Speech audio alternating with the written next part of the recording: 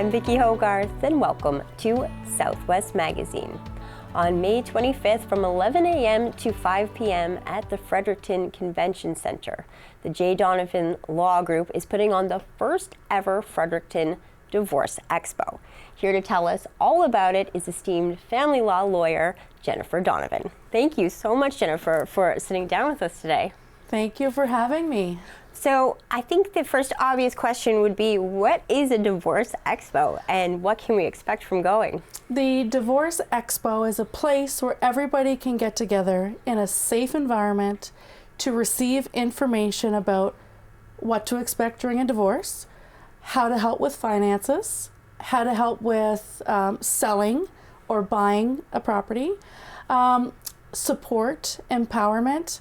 And it's designed to make sure that we leave the judgment at the door and that you realize that you're not alone in this process and that there's other people there going through a similar situation. They can expect 25 vendors that are a part of many sectors that I chose to really help people going through separation or divorce with information that they need out of the gate.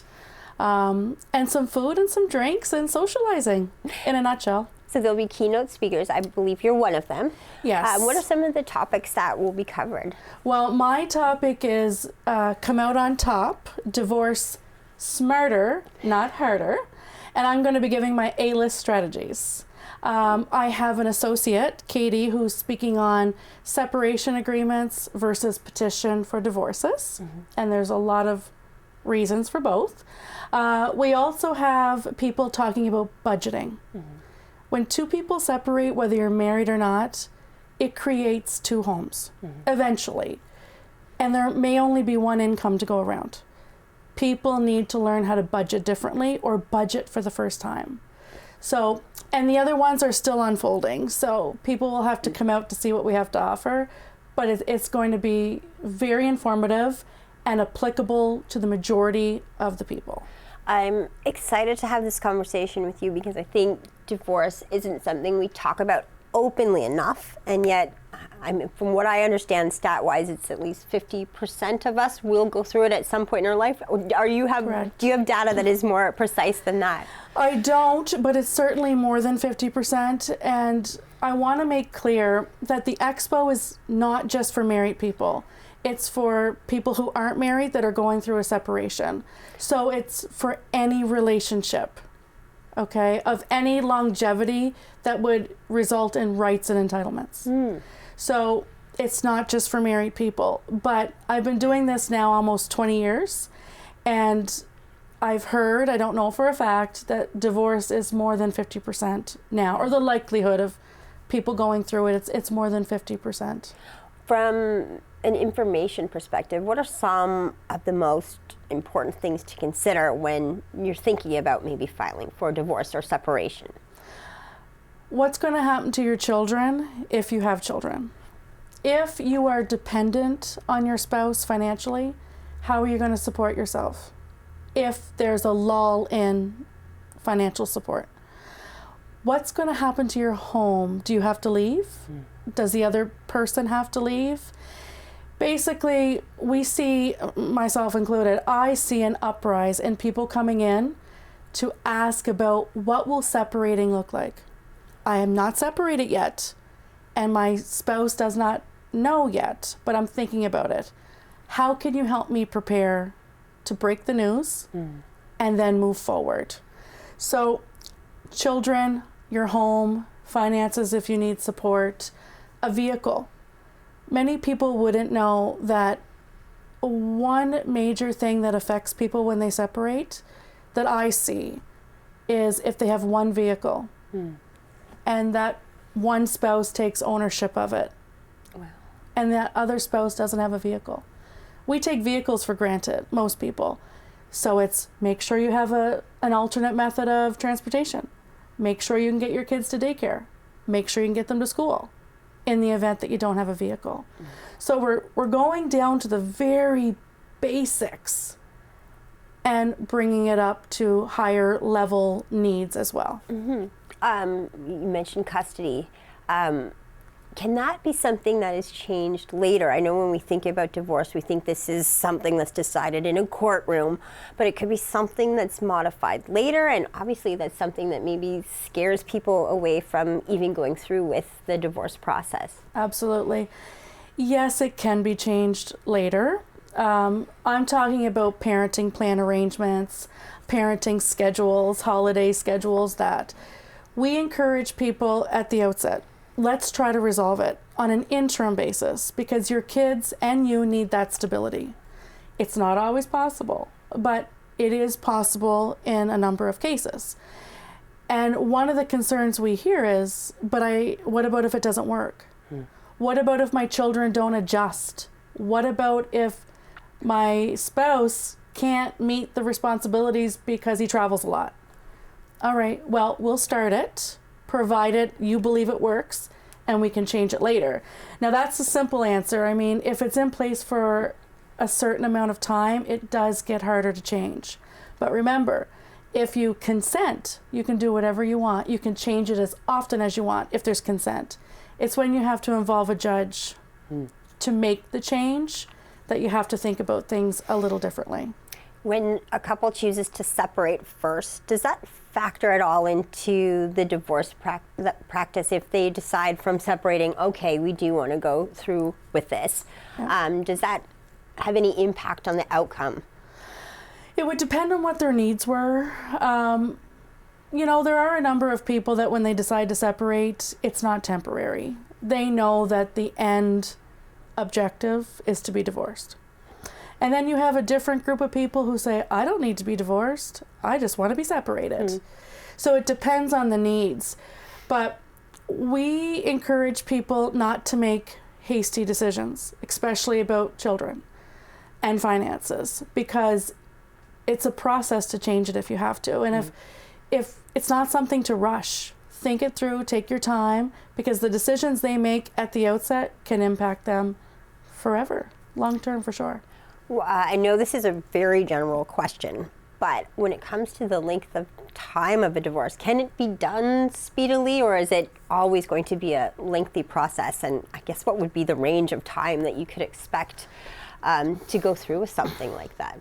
So at J. Donovan Law Group, we have the simplified divorce process, and we commit to 2.5 months from start to finish. But those divorces have no minor children, no property to divide, no financial issues. And we are helping a lot of people with the simplified divorce. Others who have minor children and finances and maybe support issues, if they agree, so say they come in, they're quick at getting their financial disclosure in place, there's communication between the sides, you can be divorced provided you have your 1-year separation in place, if that's the ground for divorce that you're using. Provided that's in place, there's no reason why you couldn't be divorced in 6 months from your 1-year separation, unless there's adultery or physical or mental cruelty, and those are so rare. I mean, in my practice, very rare grounds. 6 months is not unrealistic. We work very timely. We know how to do it. I think 6 months is fair. For the ones that are unable to agree, or are slow with their finances, or one side hasn't found a lawyer yet, because that happens, you can look at 1, 2, 3, 4 years. So it really depends on the parties. And how often would it, let's say, end up in a courtroom, or is it generally done just in lawyers' offices? In our practice, so we do a lot of litigation. We have files that we may consider high conflict. Those ones are in court a lot. That's where they're destined, basically, even with help of lawyers, because the parties can't communicate. All right, so those end up in court a lot. But for the majority of people who can maybe put emotion aside, speak about things, make decisions that don't involve emotion, you don't have to go to court. You can settle those, and we do settle those, the lawyers and the clients. And it's highly possible, but it takes the right mindset. For that client who is dealing with perhaps either a difficult partner or maybe a partner who doesn't want the divorce, is it still easy to go through with if it's something that you want? It is, in the sense that your spouse cannot dictate if you get divorced or not. It's not like the movies where he said he won't sign for it, she won't sign for it. It's not like the movies. As long as there's no chance of reconciliation and that's been expressed, one party can proceed. What happens is it becomes a lot more expensive and the potential for more process. Because if one side is not cooperating, then the lawyer that's representing the person wanting to move forward has to file a lot of court documents to get before a judge to get it moving forward. So it makes it more expensive and more cumbersome. Now we're talking about a divorce expo, but I imagine that a lot of what you do too would be helping people protect their assets before they even get married. Can you walk us through a bit of that for people who might, you're a family law lawyer, so you cover the range of things. So can you tell us a little bit about how people can protect their assets prior to walking down the aisle, especially with that scary statistic of really over 50% of marriages ending in divorce? It is really something to think about. I know when we're in love, we tend to not want to deal with that. It seems outside of the realm of being in love, but it is something, especially if you have things to protect. Yes. So we tell everybody, get a cohabitation agreement. They're also called prenuptial agreements. I find that's an American term. We see that in the movies or shows. Do you have a prenup? We call them cohabitation agreements or marriage contracts. And we do a lot of weddings. So one of the things that people will say is, what should we do? Well, have a cohabitation agreement. And I say it like this. It's two people that are in love deciding to determine, when everything is good, how to divide their property when there could occur a separation. So that is the main way to do it, a cohabitation agreement or marriage contract. And I also say to people, if your partner won't agree or refuses, perhaps that's a red flag. Because it's not saying we're going to divorce, it's saying if we do or if we separate, let's do it in an orderly fashion while we are not emotional about breaking up. So having those contracts prior to walking down the aisle is important. But then how does stuff like spousal support and child support factor in if you do end up divorced, even with, I dare say, prenup, but you know what I mean? So in cohabitation agreements, you can deal with spousal support, but you can't deal with child support.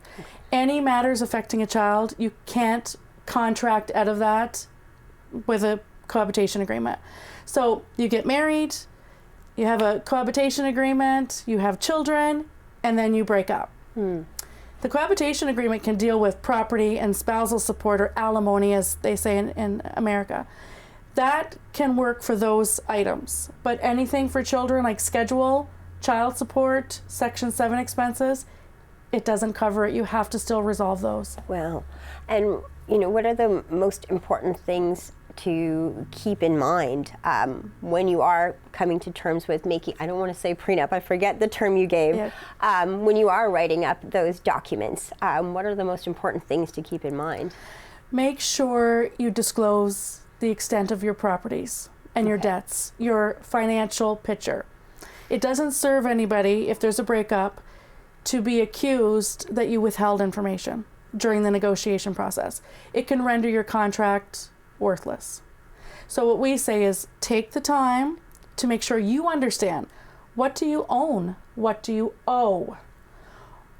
Anything inherited to you that you really want to protect, because we can put a separate section in there about that. And make sure the other party does the same.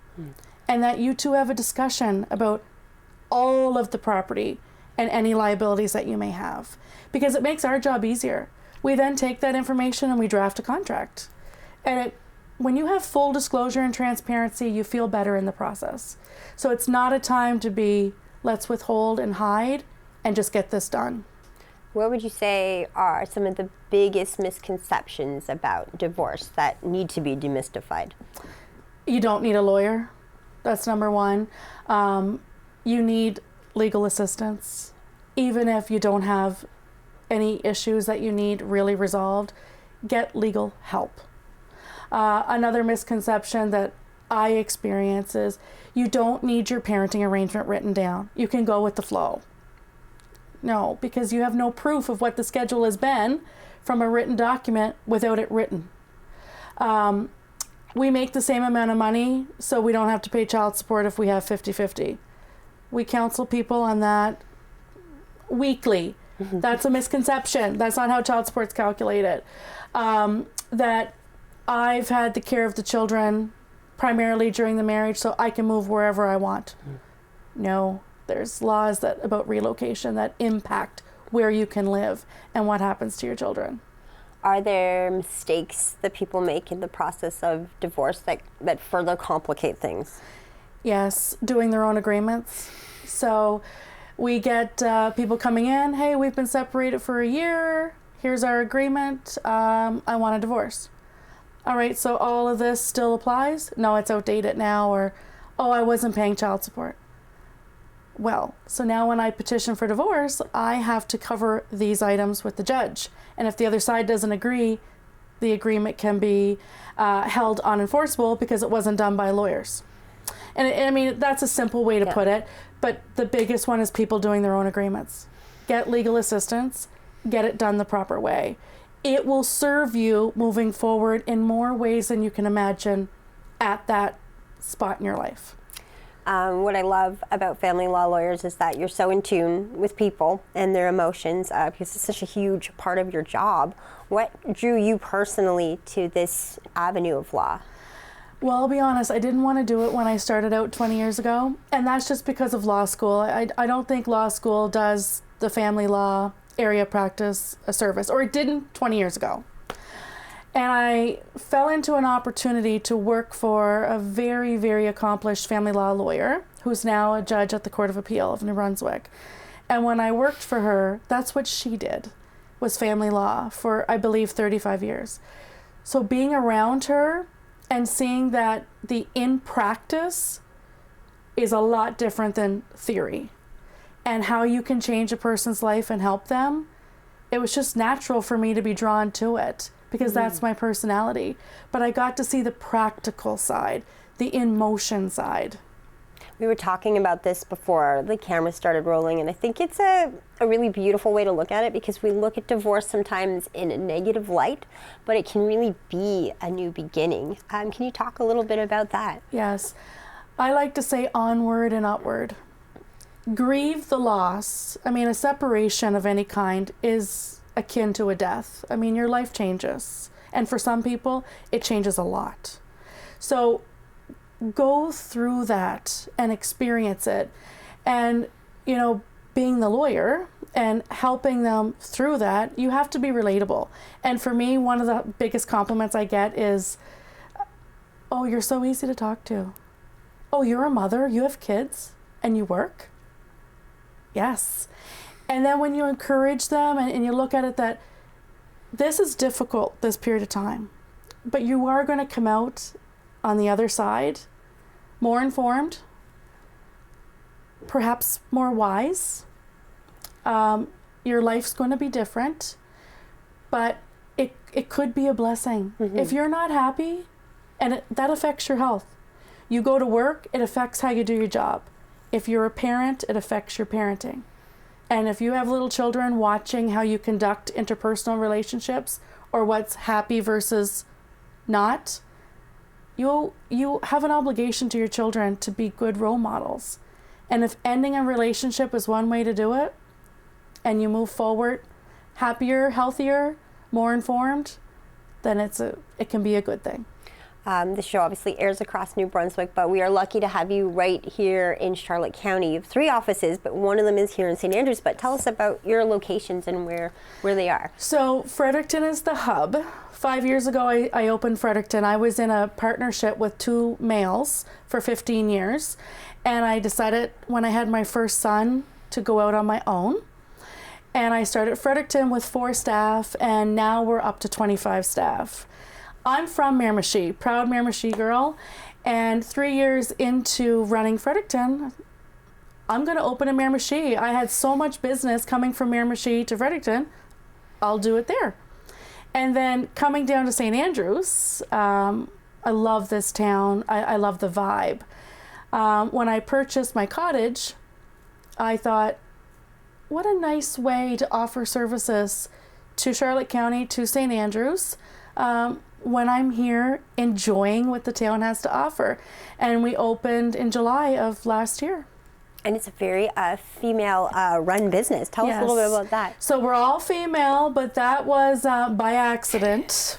I started noticing about 2.5 years in, so around 2020, people would say, oh, and you're all female. And the first time that was said to me, it kind of, I had to, are we? And I noticed that people were commenting. And now here we are, we're all female. And it's the way it is. I mean, men can apply. I welcome male applications for sure. But that's what we are right now, and it works very well. Some of us are mothers, some of us are grandmothers. Some of us are mothers and fathers to fur babies, who are just as important. And we jive really well. We're a true team in that sense, and that allows me to open up these locations because I have the support of a strong team. And to put on the first ever Fredericton Divorce Expo. Absolutely. What made you want to put this expo on and make an event out of it? About 1.5 years ago, I had my third child. And I decided, I was like, oh, people that come in to see us, there's a consistency with their needs. I need a banker, or what do I ask my bank for? How do I budget? It's the same stuff. I need mental health services, counselor, psychologist. And I decided, how helpful would it be, whether you're a client or not, to come to one spot and learn about all the little things that will make a big difference if you're going through it. And that started about 1.5 years ago, and then fast forward, I opened St. Andrews, and it was a Christmas party in December, and I said, we're gonna do the Divorce Expo in May of next year, which is this year. No more delay, let's do it. So here we are. And tickets are quite easy to find. Yes, Eventbrite. So we have a link on our socials, and I believe there's a link on our website. Access the link for Eventbrite. They're $30 per ticket, and that $30 will gain you access to a wealth of information from a variety of people who I believe are important to know when you're going through a separation or divorce. Have you noticed a shift? I'm going to draw on, let's say, someone like Gwyneth Paltrow and Chris Martin. Jack White is another example of these conscious uncouplings. And divorce seems to be something that, as a society, we've embraced in a new way. We do see it as a new beginning, more so than we used to. Since this is your business, are you noticing a cultural shift in how we look at divorce as a society? Prior to the Divorce Expo promotion, I probably would have said yes. At least the clients that we deal with, yes. We have had some negativity around the event that I believe comes from an older way of thinking. Societal norms that, humbly, I don't believe exist anymore. But the Divorce Expo, with all the promotion, is bringing out those discussions. So prior to promoting it, I would have said, yes, of course there's a cultural shift. Yes, it's a new beginning. You don't have to stay together. You can uncouple. There are still segments of the province that disagree for their own reasons.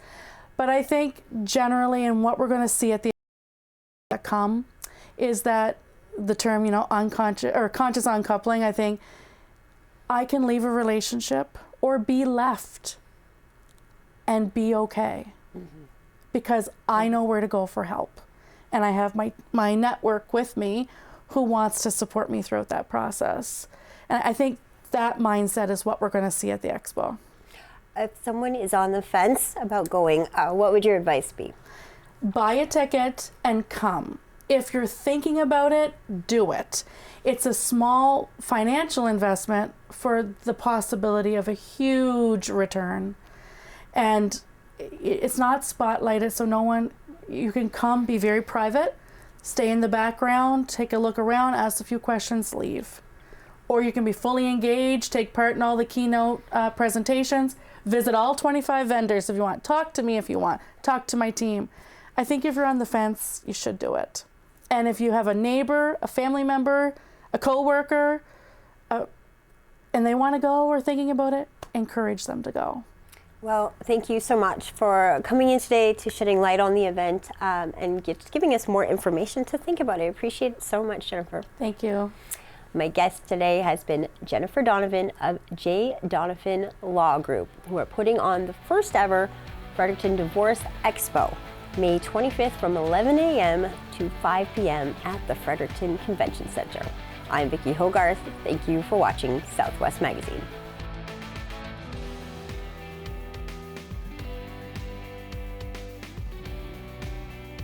Southwest Magazine is a news and public affairs production of CHCO Television.